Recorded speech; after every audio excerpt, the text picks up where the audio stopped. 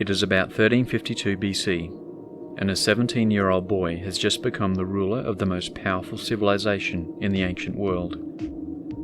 In the next few years, he will use every means at his disposal to transform the entire kingdom into his dream of a religious utopia, whether his people want to or not. He believes that he can overturn thousands of years of tradition by the sheer might of his will. He will attempt to radically remake society, religion, art, and even entire cities until he gets what he wants. Welcome to the strange life of the Egyptian pharaoh Akhenaten, known as the heretic pharaoh.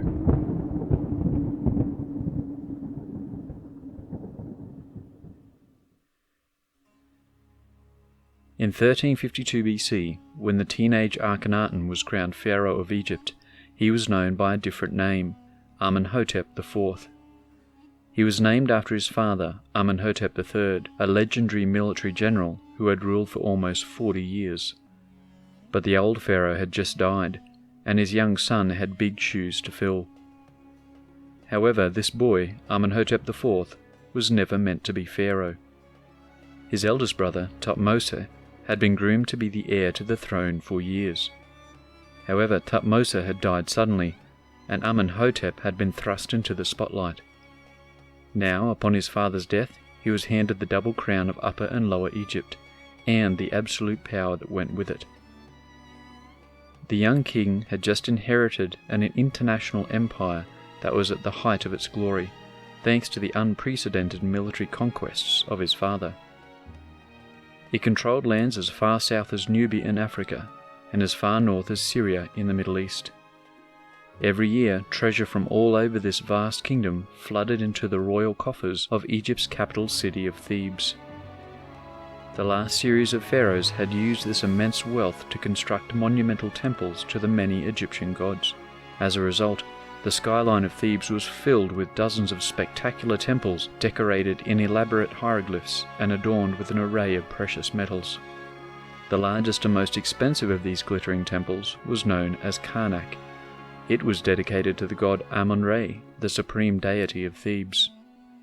Legions of priests served in the multitude of religious sanctuaries throughout Thebes, and they had become used to generations of pharaohs honoring their gods through the construction of ever more elaborate temples and offerings. The new boy king looked out over the bustling metropolis of Thebes, the jewel of Egypt. He considered the reach of his realm, with its unquestioned military dominance, vast territorial control, unspeakable wealth, and awe-inspiring cities. But the young Amenhotep IV was not happy. There was no amount of money nor power that could satisfy him, because he had just one thing on his mind, and to get it he was willing to sacrifice absolutely everything. The young Amenhotep IV wanted revolution, a religious revolution. From this point on, he would spend the rest of his life dedicating himself to forcefully overturning 1.5 millennia of Egyptian religious beliefs, ridding his kingdom of all Egyptian gods and replacing them with just one, a god that he called the Aten. But what was the Aten? Simply put, it was the sun. However, unlike every other Egyptian god, the pharaoh did not believe it was a half-human, half-animal being. He believed that its physical form was the sun itself, a perfectly round disk. So when the king looked up into the sky, he saw just one god who gave life, warmth, and happiness to everyone on earth. This was the Aten. All other gods paled in comparison. Therefore, when Amenhotep IV wanted to depict the image of the Aten in artwork, he represented it as a perfect circle with its rays of light reaching down to the earth in the form of arms. At the end of the rays were hands holding the Ankh, the Egyptian hieroglyph that represented life. The new king believed that his primary purpose as the new pharaoh was to reveal this god, the Aten, to the people. Now that the coronation ceremony was over, Egyptians were completely ignorant about what was about to happen to them. Just 5 years after taking power, Amenhotep felt the time was right to unleash his revolutionary ideas onto his people. The pharaoh called his courtiers and scribes together, and through them announced to all of Egypt that he was suddenly changing his royal name. The king ruled that people should no longer call him Amenhotep, because that name meant the god Amun is satisfied. Instead, from now on, he was to be known as Akhenaten. This new name meant the person who is effective for the Aten. In this first act, which seems so minor to us, the pharaoh made it abundantly clear to everyone that his utmost concern was with promoting this one god. Then, Akhenaten's religious revolution was made even more obvious when he ordered the construction of 4 new temple complexes to the Aten just outside the sacred temple grounds of Amun-Re at Karnak. This was a calculated move. The monumental Karnak complex and the entire capital city of Thebes had always proclaimed that Amun-Re was the most powerful and important of all gods. The construction of 4 sanctuaries to the Aten could easily be interpreted as a direct challenge to the supremacy of the old god. In fact, this is exactly how some did understand it. The masses of priests who served the supreme god of Thebes must have been outraged by this sudden development from their pharaoh. It appears that their enraged protests must have been so frequent and so impassioned that Akhenaten's patience ran out.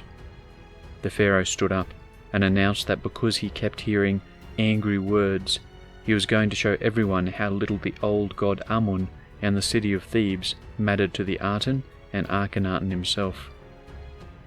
The pharaoh declared that he and the entire royal family was officially leaving Thebes and abandoning the old capital forever. Only a month after changing his name, Akhenaten packed up the royal court and sailed north along the river Nile.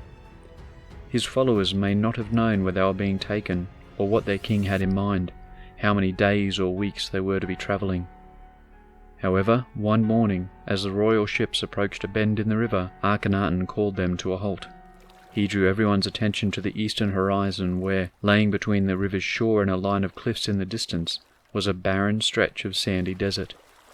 As dawn broke and the sun rose from behind the distant cliffs, its rays shone through a gap in the rocks.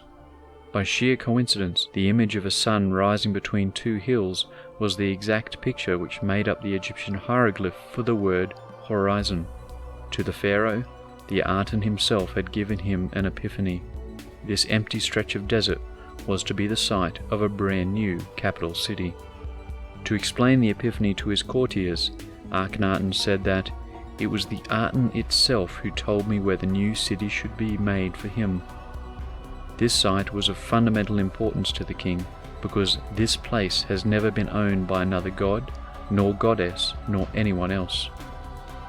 This city was for the Aten alone, and it would be the centre of an entirely new Egyptian religion. Work on this new city began immediately. Akhenaten ordered that a huge workforce of artisans, officials, and builders should be transported to the site, and within a few years a whole new capital arose out of the sands. Akhenaten called the settlement Akhetaten, the horizon of the sun disk. He wanted it to rival the glories of Thebes and be the jewel in the crown of his utopian vision.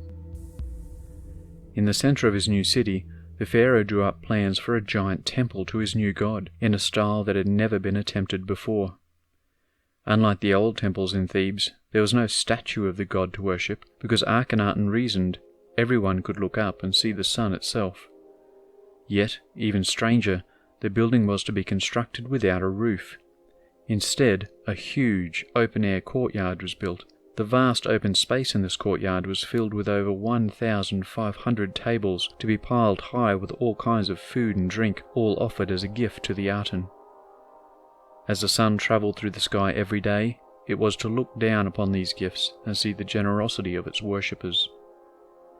Just 9 years after he took the throne, Akhenaten's new capital and the enormous new temple were ready for use. To celebrate, the king of Egypt then declared that all other temples and their gods were officially banned, and the myriad of priests were permanently dismissed from their roles. The Aten was now the only god in Egypt, and the city of Akhetaten was the religious and royal epicenter of the kingdom. Yet, Akhenaten was not finished with his revolution. He then announced that the most important person in this new religion was Akhenaten himself. The pharaoh claimed that this was because he alone had a special relationship with the Aten. Akhenaten then penned a hymn to the Aten in which the worshippers had to sing the following lines. "Living Aten, no one truly knows you except for your son Akhenaten. You created the earth and raised up your son, the king of Upper and Lower Egypt, Akhenaten." The king was not even trying to be subtle. He had announced that he was the son of the god. Because the Aten was now his father, Akhenaten declared that he was the only connection between the Egyptian people and the god. Akhenaten was effectively the high priest of his own religion. So if anyone was confused, the pharaoh had just made it absolutely clear that all religious, military and political power existed in one man, Akhenaten. He had achieved so much so quickly, the pharaoh decided that it was time to bask in the glory of his dreams made reality. Akhenaten announced a special festival for all of the people who had been shipped in to populate his new city.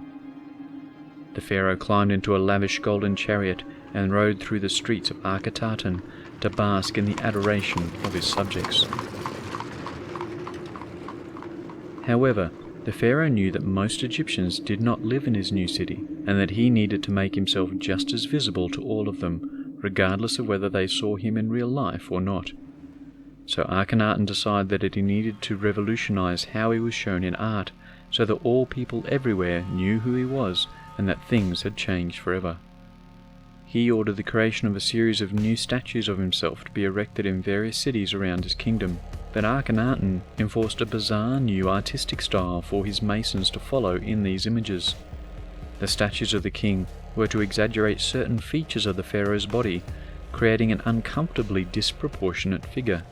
Akhenaten was shown with a strangely elongated head, thin neck, giant chin, thick lips and narrowed eyes. His body had enlarged buttocks, swollen thighs, and engorged stomach. The overall effect upon those who saw these statues must have been shocking.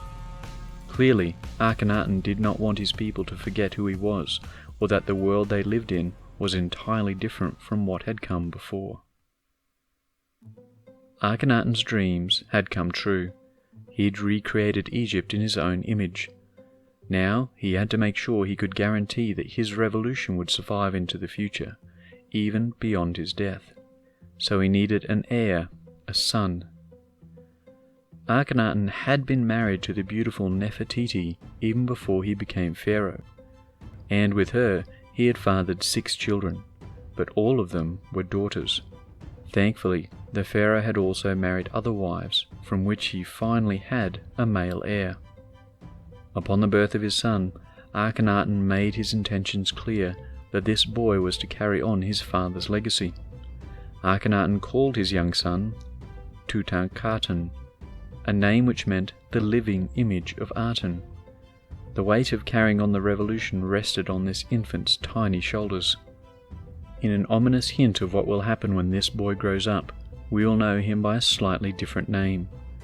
We do not remember him as Tutankhaten, but as Tutankhamun.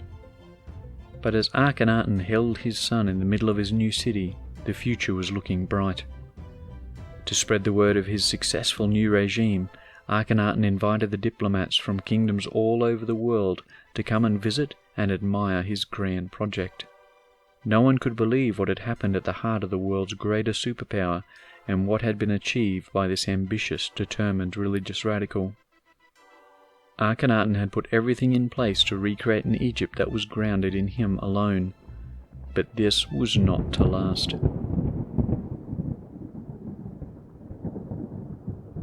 In about 1335 BC, just 17 years after taking charge of Egypt, something went terribly wrong. All trace of Akhenaten disappears from history. We don't have a single mention of when he died, or under what circumstances.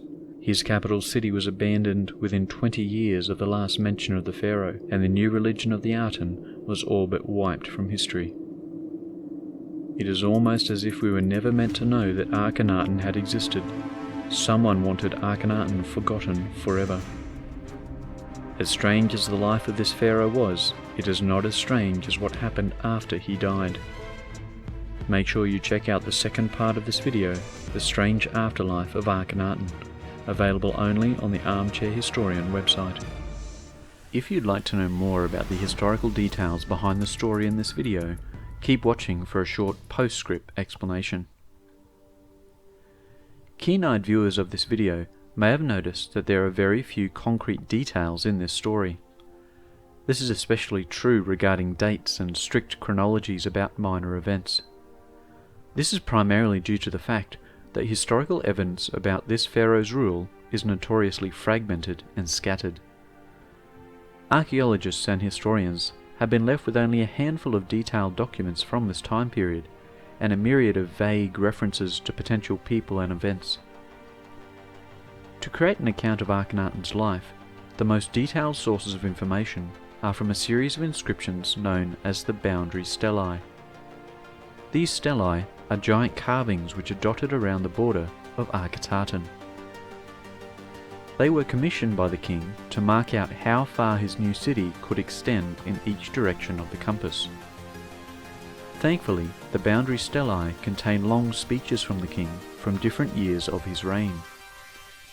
It is from the information in these texts that historians begin to reconstruct the story of Akhenaten's life. We must be wary though, as these are officially sanctioned documents.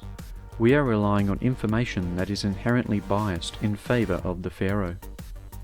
It is from these stelae that we know which year he founded the city, and that the king believed that the Aten itself had revealed the location to the pharaoh. The other extremely valuable sources we have for the king, and in particular the religious beliefs of his new faith, are from the tomb inscriptions. There are a number of tombs dug into the cliffs to the east of Akhetaten. These were to be the resting places of the officials and courtiers who moved to the city with the rest of the royal court. What has proven most valuable to historians is the fact that the walls of these tombs contain a number of images of Akhenaten and his queen Nefertiti. They also preserved a copy of the hymn to the Aten that was quoted in this video, in which the pharaoh claims to be the son of the god. But again, these tomb inscriptions were created to flatter Akhenaten and to demonstrate the loyalty of the officials who were buried there, so they are problematic texts. But apart from these sources, a lot of information is simply guesswork by historians, who are operating with incomplete information from other sources. Viewers might also correctly point out that some poetic license has been taken in the narrative of this video, especially when explaining the pharaoh's motives for his decisions, and when describing what happened on a particular day in the king's life. This is certainly a valid point. However, you will find that every historian has to offer their own elaborations on the same events, and that, as a result, audiences will discover variations in other biographies of the heretic pharaoh. Unfortunately, this is the nature of the beast, so to speak. Between the little details we have from our very biased sources, there are gaps of months and years where we know nothing. But until we have further sources, every attempt to give a step-by-step account of Akhenaten's reign requires significant gap-filling and educated guesswork. The purpose of this production was to present the key details of the pharaoh's life in an entertaining and dramatic way. I hope that the audience will forgive the artistic flourishes that were required in order to achieve this. If you have enjoyed this journey back into the past and want to understand more about why we have so few historical sources from the life of Akhenaten, I encourage you to watch part 2 of this video series. The companion episode is called The Strange Afterlife of Akhenaten, and is only available on the Armchair Historian website. We'll be delving into how all trace of Akhenaten was mysteriously lost and then dramatically rediscovered centuries later. Click the link in the description below to watch it right now, and if you'd like to see more great historical content like this, make sure you subscribe, and I'll see you next time.